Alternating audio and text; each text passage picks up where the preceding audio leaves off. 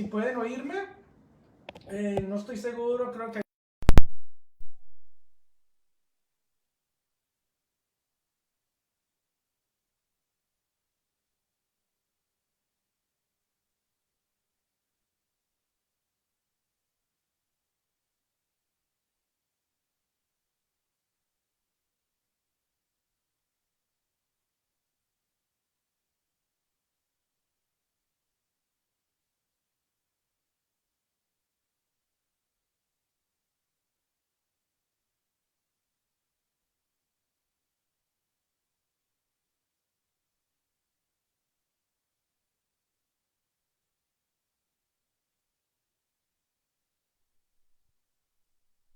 decir adiós a las personas que queremos. Entonces estamos viendo, creo que sigo, tenemos unas fallas con el audio, no sé qué pasa.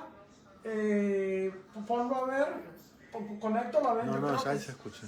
Vamos a ver, así, bueno, si me escuchan así está bien. Bueno, entonces el tema de hoy es el último adiós. Vamos a hacerlo muy distinto. Estamos, que hay un problemática con el audio, mucho eco por ahí. La idea es esta. Vamos a hablar al referente de varios puntos del último adiós. Sí, se trata de despedir a un ser querido cuando tenga un accidente o una enfermedad terminal. ¿Qué procesos legales aquí en Nueva York están para las personas que tienen una enfermedad crónica, una enfermedad que ya van a morir? ¿Qué se hace legalmente? ¿Qué nos protegen a nosotros los familiares? ¿Qué derecho tenemos los familiares? ¿Qué derecho tiene el esposo o la esposa? ¿Qué derecho tiene esa pareja doméstica? ¿Cierto? Legalmente, ¿cierto? Y también, ¿qué derechos tiene el paciente? Sí. El paciente que está enfermo, el paciente que está agonizando, el paciente que está enfermo, ese paciente que tiene esa enfermedad terminal todavía tiene derechos porque todavía es un paciente y todavía está vivo. Y muchas veces los familiares se olvidan de eso y se concentran que el dolor de la pérdida es de los familiares o es de las personas y no recuerdan que el ser humano, la persona, ese paciente todavía está vivo. Todavía siente, todavía opina y todavía necesita tener esa voz y decidir. Entonces aquí lo vamos a poner en varios factores, en varios temas.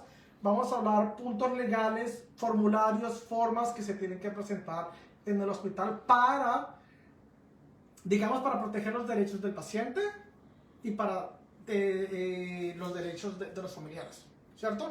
Y nuevamente comenten, denme sus comentarios, si hay alguna pregunta, déjenme saber, por ahí yo trato de responderlos. Entonces, el último adiós.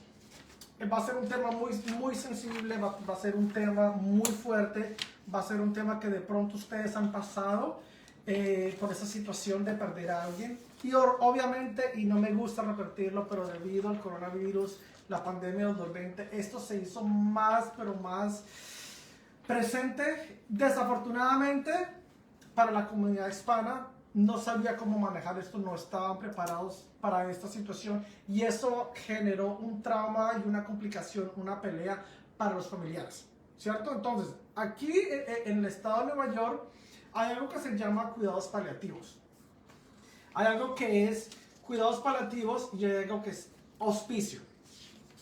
La misma persona puede estar en los dos sistemas, en las dos ayudas, pero ¿cuál es cuál? ¿Cierto? ¿En qué momento podemos tener a una persona en cuidados paliativos y en qué momento podemos tener a una persona en hospicio? Y estando en hospicio, ¿cuánto dura esa persona en hospicio? Legalmente, los seguros, el Estado, la institución, el hospital, ¿cuánto tiempo dura una persona en hospicio? ¿Cierto? Y lo más importante, ¿quién toma esa decisión final? ¿Quién decide qué hacer con mi salud? ¿Quién decide qué hacer con el tratamiento que yo opto o no opto? Porque yo estoy todavía bajo mis cinco sentidos de poder decir y poder dictar qué curso quiero que tome mi enfermedad. ¿Ok? Entonces, aquí en los Estados Unidos, aquí en Nueva York, se planteó el hospicio cuidados paliativos de 2010. Entonces, eso existe desde hace, bueno, 2010 empezaron las leyes. Pero el hospicio siempre ha existido, es un programa, es un beneficio que la persona del Medicaid tiene, que la persona del Medicare tiene, que la persona de un seguro privado tiene. Que ojo, obviamente los seguros no le dicen a la persona que tiene este derecho, porque obviamente los seguros no quieren pagar por cuidados paliativos y mucho menos quieren pagar un tratamiento carísimo de un cáncer normalmente, que principalmente son de cáncer, a una persona que se va a morir. Entonces muchas personas, y cuando yo digo muchas personas me estoy refiriendo más que todo a la comunidad latina. El hispano no sabe que su ser querido tiene derechos bajo el estado de Nueva York, por medio del Medicaid, por medio del Medicare, por medio de los seguros. Y si no tienen seguro, también tiene derechos a tener su cuidado médico, aún estando en cuidados paliativos y aún estando en hospicio. ¿Cuál es la diferencia de dos? ¿En qué momento yo como persona puedo decir yo quiero cuidados paliativos? O mis familiares. Cuidados paliativos básicamente se dice es cualquier persona que tenga una enfermedad grave, cualquier persona que tenga una enfermedad o una condición crónica. Por lo general estamos hablando de cáncer, ¿no? Cuando ya es el cáncer etapa 1, 2, 3, 4, cuando el cáncer de pronto se ha regado en todo el cuerpo. La persona tiene derecho a tener cuidados paliativos. Hay una gran diferencia entre lo que es el cuidado paliativo y hospicio. Y mucho tiene que ver con el nivel y dónde está la enfermedad. Es decir, si yo tengo una enfermedad crónica, me diagnosticaron un cáncer, etapa 2, yo puedo tener cuidados paliativos y al mismo tiempo puedo estar tratado para el cáncer. Entonces puedo recibir lo que se llama ese tratamiento agresivo, ¿cierto? El tratamiento agresivo es el término que se utiliza cuando se está tratando la enfermedad crónica. Entonces, me diagnosticaron cáncer etapa 2, ¿cierto? Yo estoy en mis 5 sentidos, entonces yo puedo decir, yo quiero tratar mi cáncer agresivamente. Yo quiero entrar en tratamiento y también quiero cuidados paliativos. Entonces, aquí la parte que le digo, para los latinos, por la falta de educación y por la falta de entendimiento, no saben que el ser querido también tiene derechos a cuidados paliativos.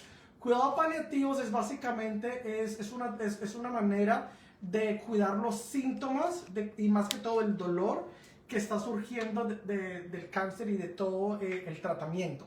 Entonces los cuidados paliativos se le pueden dar para calmar el dolor, para minimizar el dolor, para controlar los síntomas, más no la enfermedad. Porque para controlar y pelear la enfermedad tú estás haciendo lo que es el tratamiento agresivo.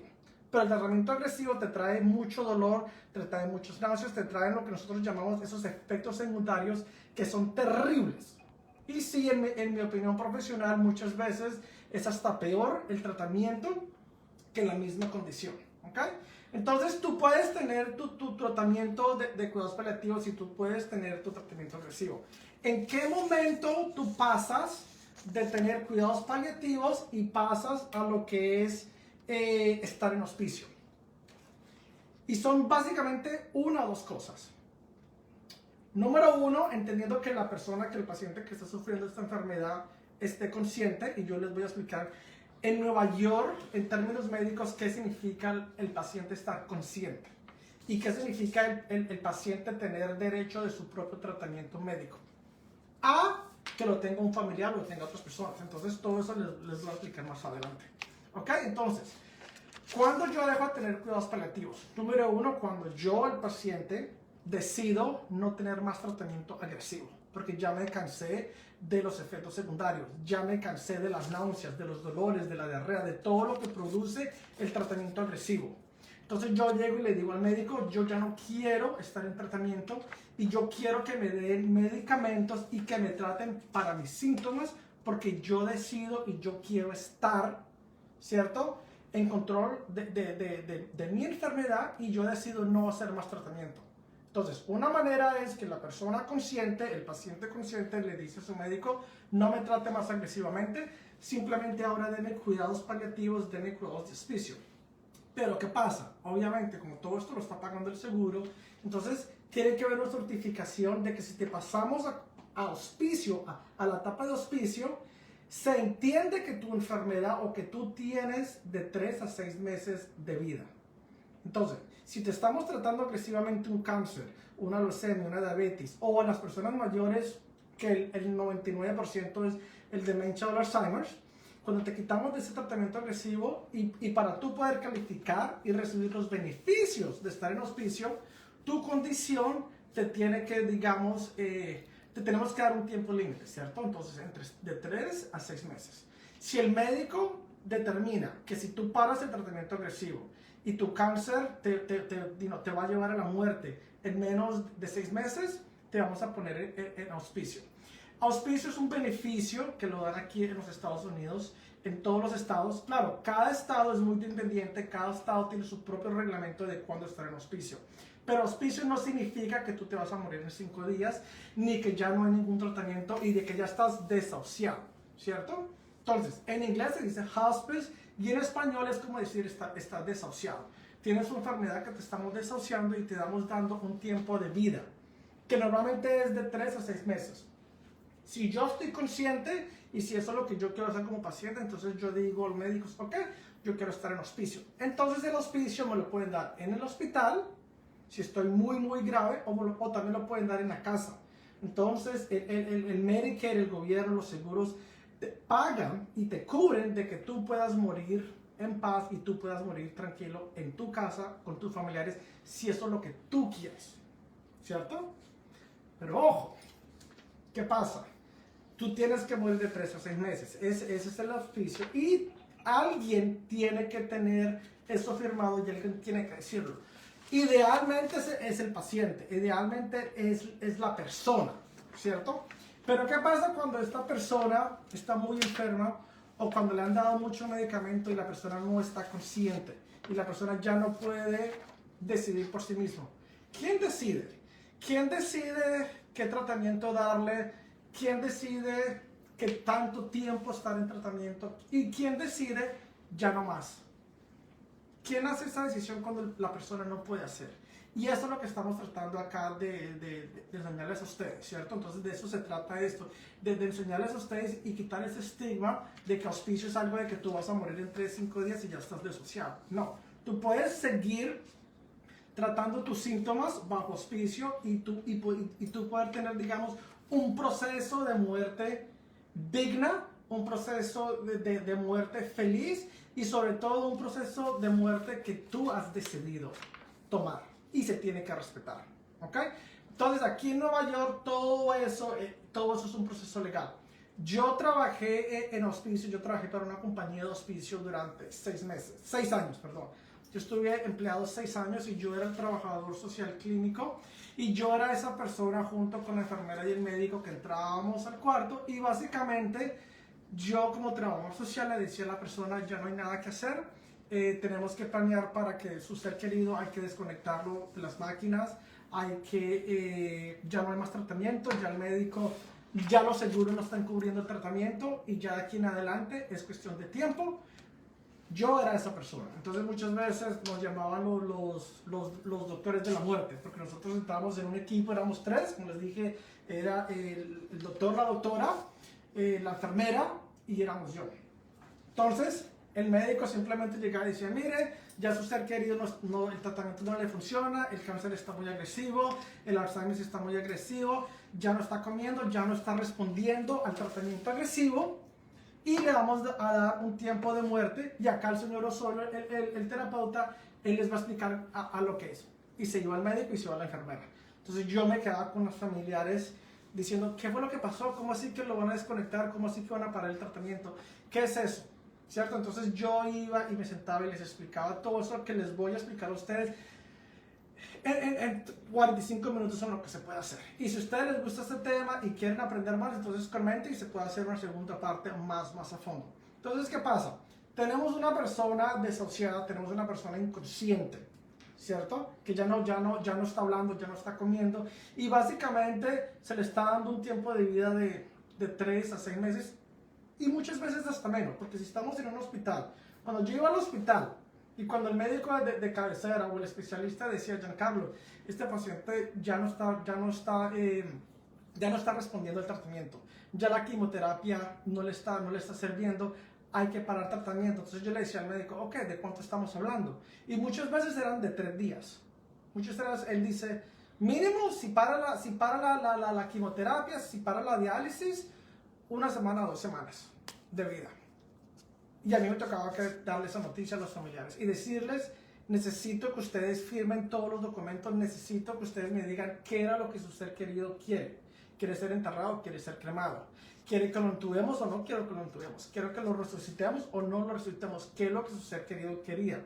Y muchas veces cuando yo hablaba con las personas, los familiares hispanos, me decían, no tenemos ni idea. Nosotros nunca hablamos de eso. Yo nunca le pregunté a mi mamá qué quería.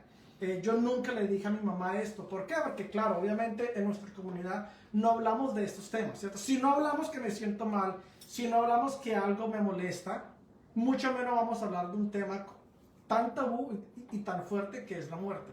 Y yo, ustedes que me están escuchando, yo creo que ustedes nunca se han sentado a decirle a alguien, mire, si a mí me pasa algo, yo quiero que usted haga A, B, C y D, yo no quiero D, E y F, y a mí no se le ocurra hacerme la A, I, J, y K o el este, ¿cierto? O sea, nadie tiene un listado de qué es lo que yo quiero en un momento en que yo no esté consciente y en el momento en que yo no pueda tomar mis decisiones.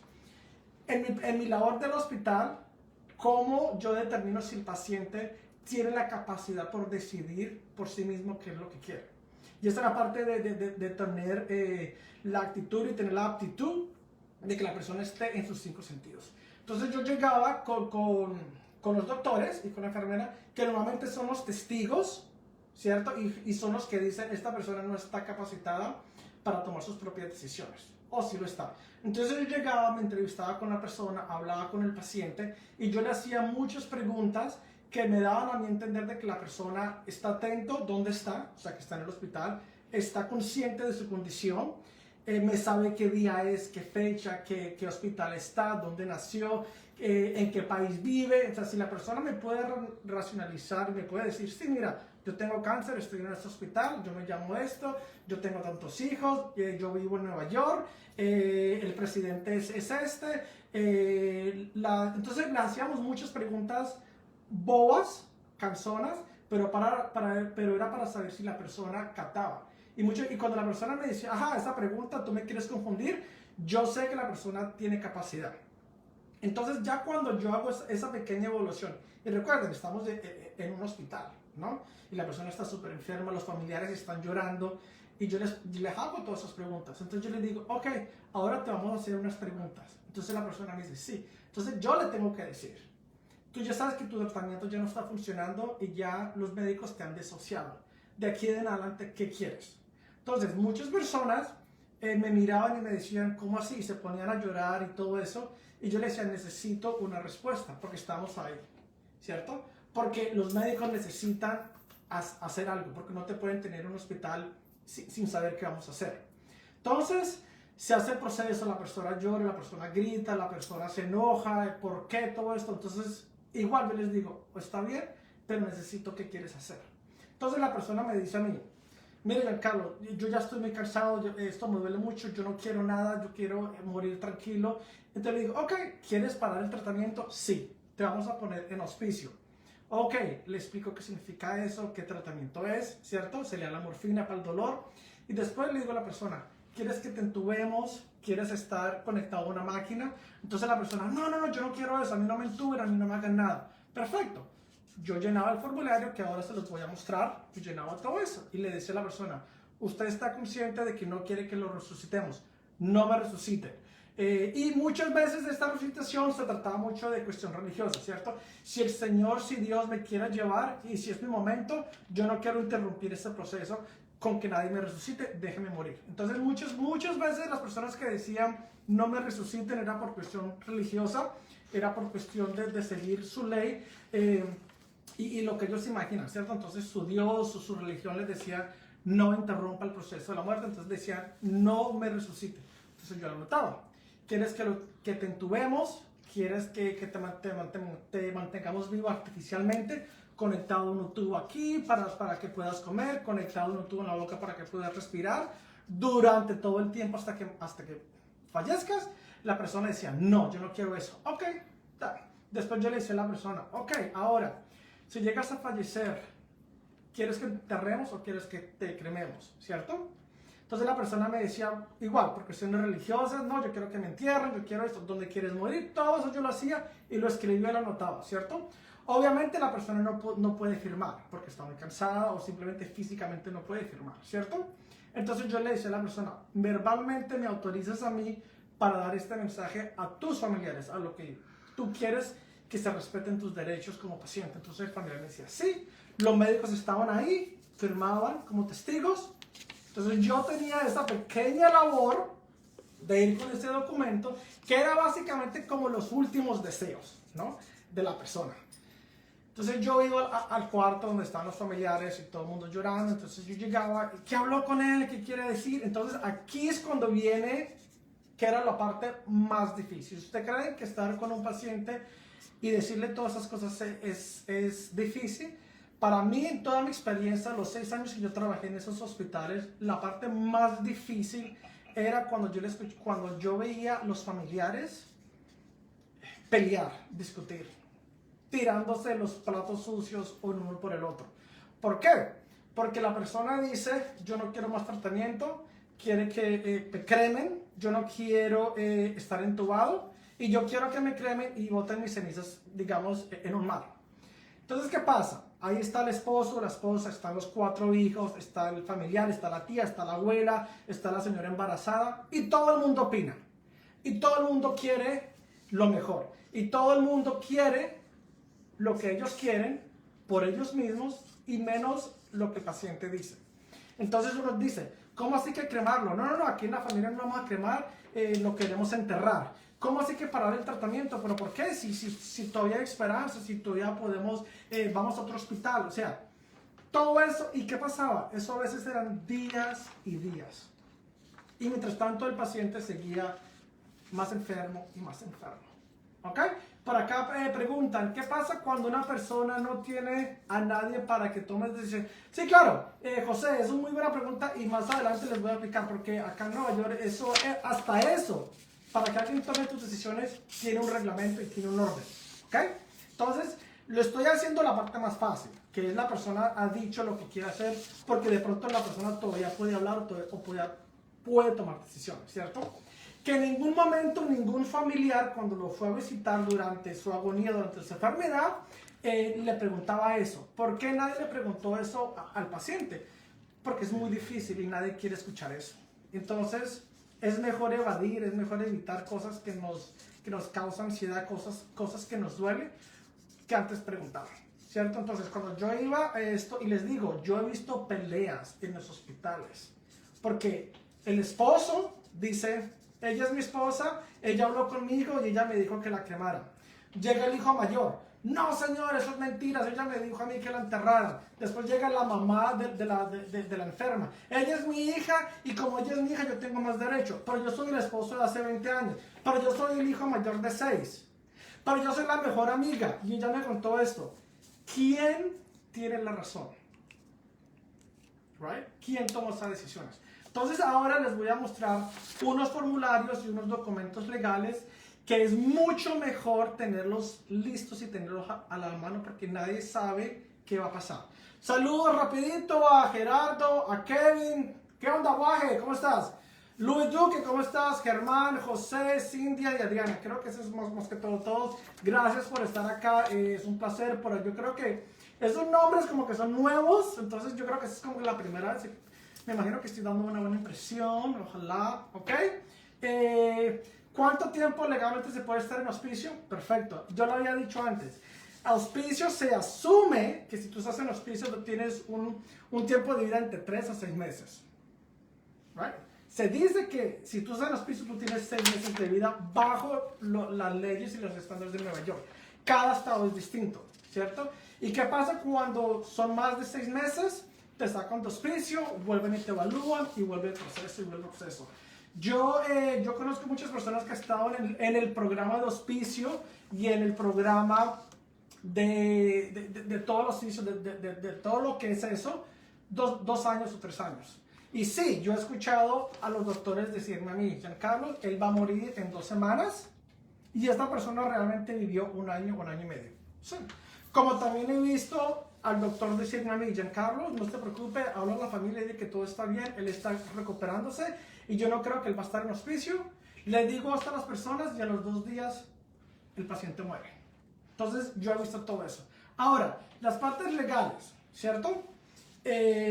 Son algunos formularios, yo tengo por aquí algunos.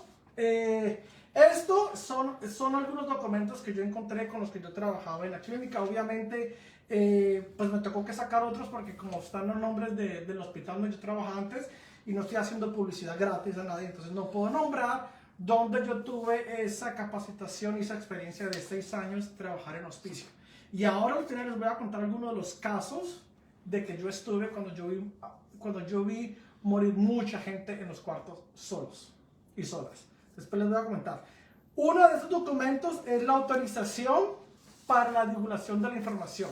Más que todo, este documento es para aquellas personas que tienen VIH o sufren del VIH. Esto es un documento totalmente privado, exclusivo para las personas que tienen el VIH. ¿Qué quiere decir esto? Que si tú tienes VIH o tú estás infectado del virus del VIH, tú tienes el consentimiento de que nadie sepa tu condición a pesar de que vas a morir.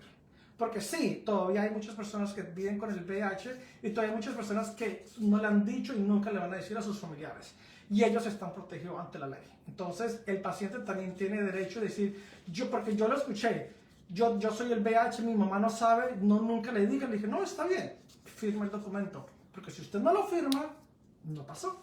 Y si no hay documento, entonces no existe. Y si no hay documento donde tú firmas, donde tú dices, yo no autorizo que divulgue mi información, ¿qué crees que va a pasar? Toda tu información y todos tus diagnósticos y todas tus enfermedades, todo el mundo lo va a saber.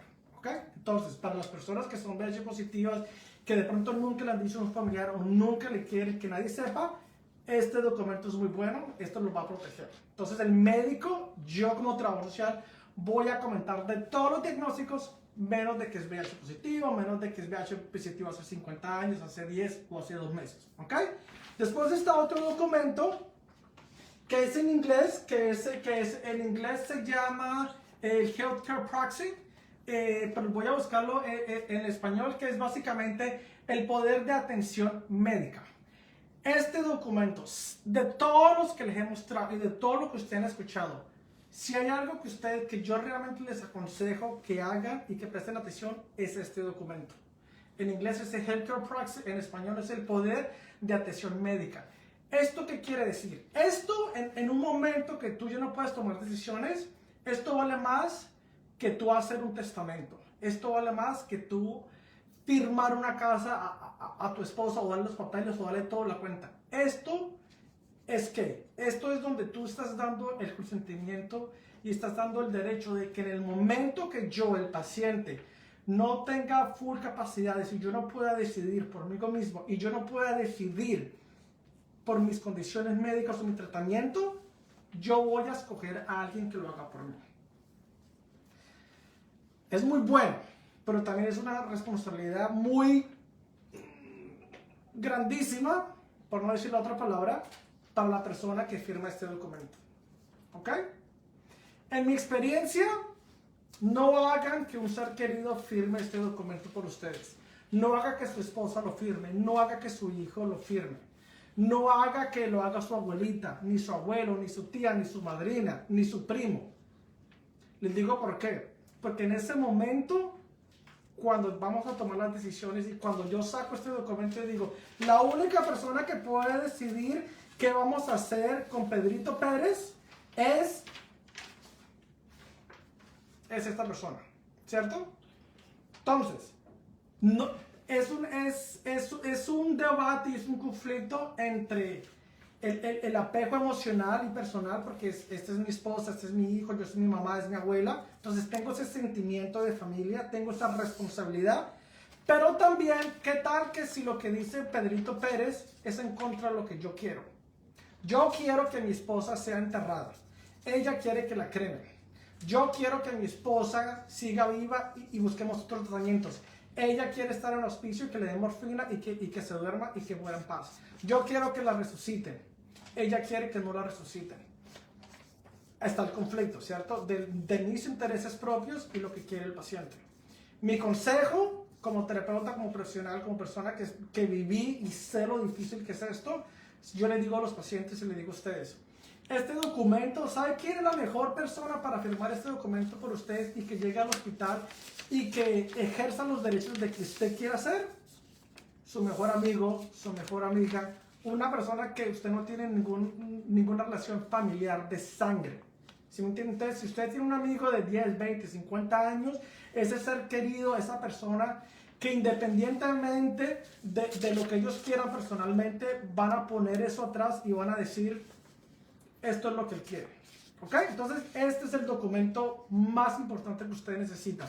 Aquí, la persona, obviamente el paciente es el que lo tiene que llenar.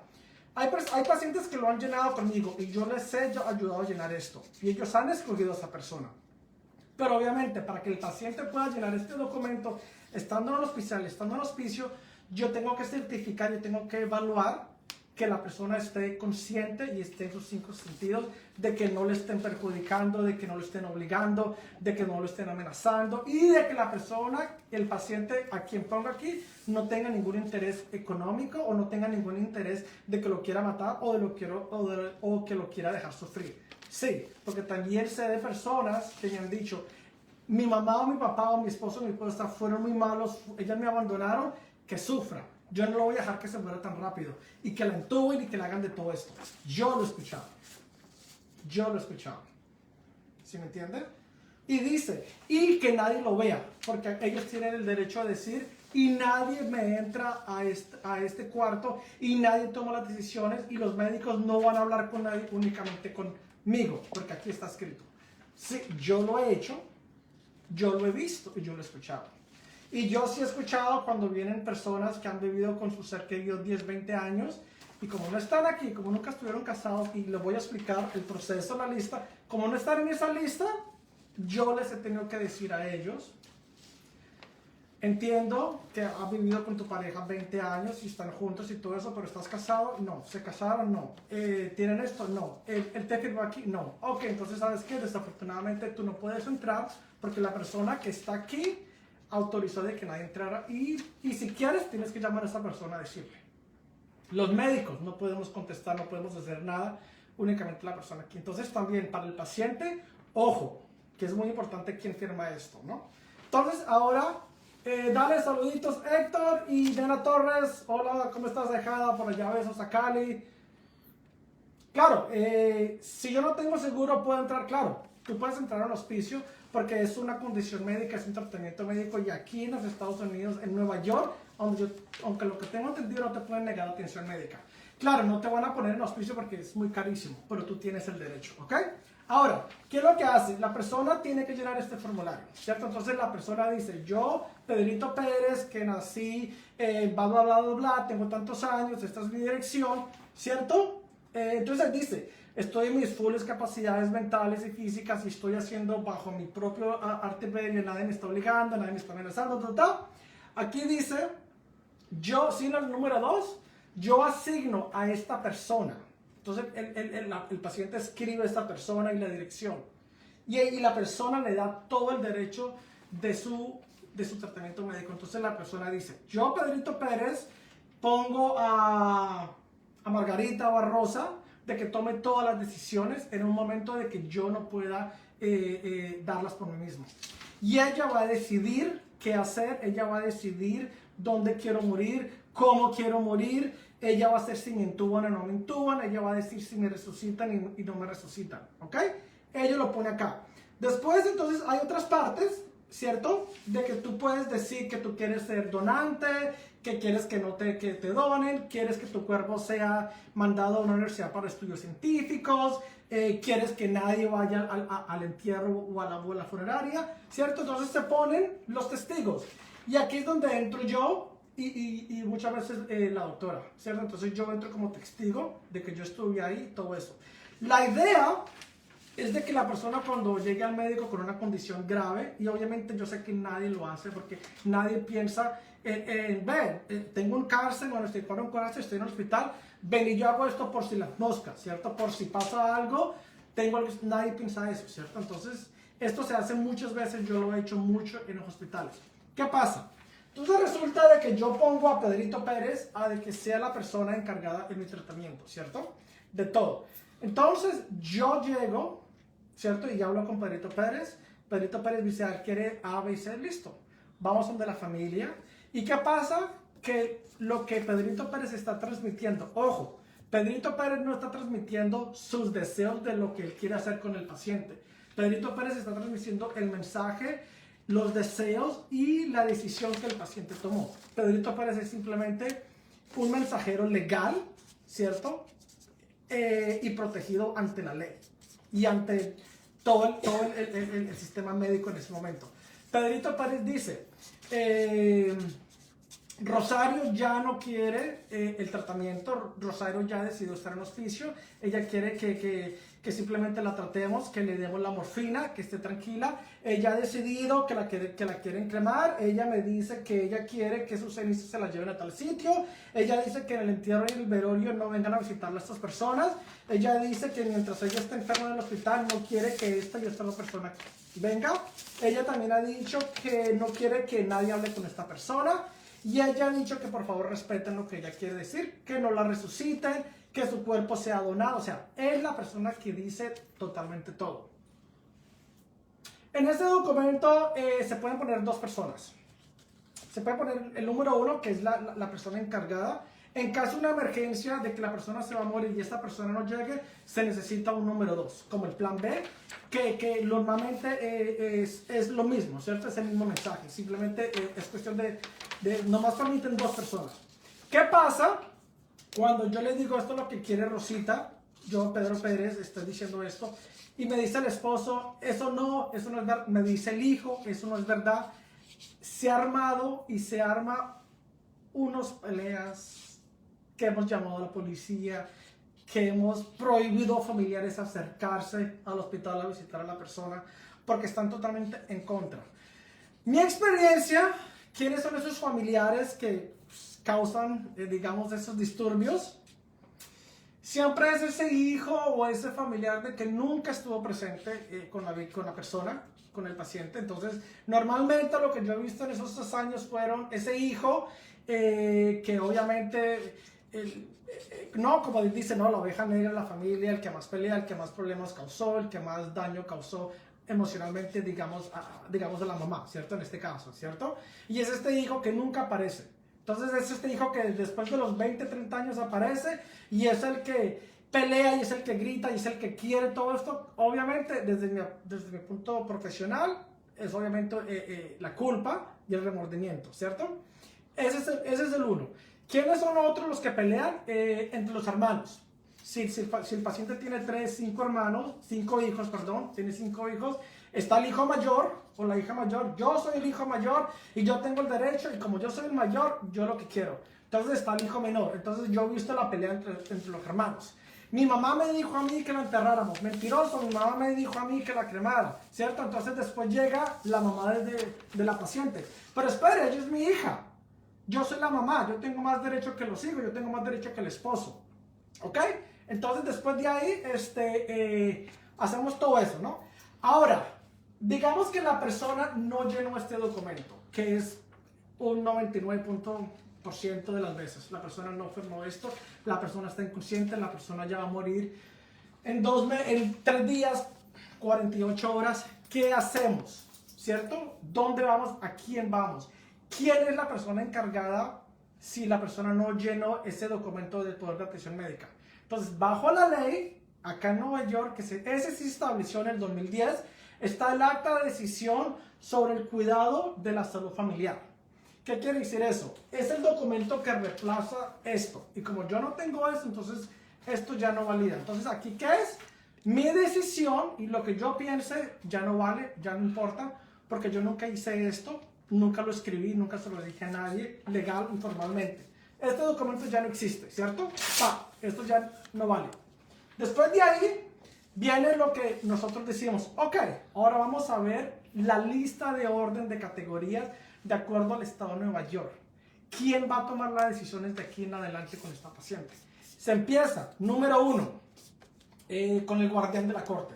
Si el paciente puede ser un niño, porque a veces es un niño enfermo, deshabilitado, entonces está la parte del guardián de la corte, ¿ok? Ante la ley, él tiene un guardián que lo protege. Número 1. Muchas veces en los casos, muy poquitos habían casos que venían guardianes, ¿cierto? Entonces, ese no está. Segundo, el esposo o la esposa, ¿cierto? Tiene derecho. ¿no? Entonces está el guardián, está el esposo o la esposa, o está la pareja doméstica. Pero ojo, la pareja doméstica, para poder clasificar en esa lista, tiene que ser de acuerdo a cada estado. Entonces cada estado define qué es una pareja doméstica. ¿Ok? Entonces tenemos el guardián, el esposo o la pareja doméstica. Después tenemos el hijo mayor de 18. Tenemos todos los hijos mayores de 18. ¿Qué pasa si tengo 3 o 5 hijos? Pues el hijo mayor. El mayor es el que toma las decisiones. El mayor es el que va a decir qué hacer o qué no hacer. Después de ahí, yo no tengo hijos. Está el padre, ¿cierto? No tengo padre, mis padres ya murieron, entonces están mis hermanos. Ah, yo no tengo hermanos, yo no tengo a nadie. Está el amigo más cercano. El amigo más cercano es definido por cada estado. Entonces cada estado va a definir qué significa el amigo más cercano. ¿Qué pasa si yo soy, digamos, una persona inmigrante, indocumentada, llegué acá, no tengo a nadie en este país, estoy auspiciado? ¿Quién toma decisiones? Yo nunca me casé, yo no tengo hijos, yo no tengo esposa, no tengo amigos, no tengo a nadie aquí. El estado, la institución. El hospital, donde estás, el doctor especialista y el doctor de hospicio son los que firman y ellos son los que toman las decisiones. ¿Ok? Saludos a Lenny, a Giovanna Ceballos. Hi, how are you? Hope you're doing okay. JJ Castro, Amy, yes. Y de aquí entonces ya tengo que terminar porque obviamente estos 45 minutos, 40 minutos. Si les gustó, por favor me dejan saber. Si quieren una segunda parte, me lo dejan saber. Tengan sus preguntas, yo les voy a contestar. Cualquier cosa, entonces nos vemos. Hasta el próximo martes a las 8. Hasta luego.